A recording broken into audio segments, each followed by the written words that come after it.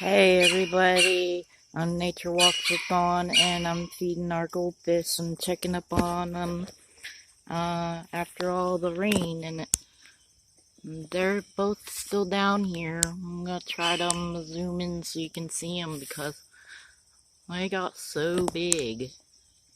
This doesn't even like show the size of them.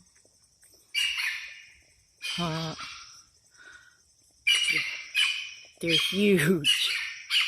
I hope they make it through the whole winter. It's just fall now, turning fall here in North Carolina, so and they're nibbling away at their breakfast, enjoying it with the little minnows and stuff. And, I really can't I think they're about 2 inches, maybe the size of my thumb. They're enormous, but they're both orange goldfish, just a nibbling away.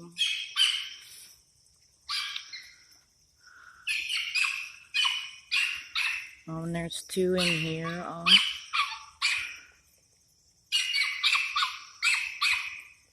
I hope y'all enjoy them. God bless and Jesus loves you all. I love you too out there. Hope you enjoy and have a beautiful day.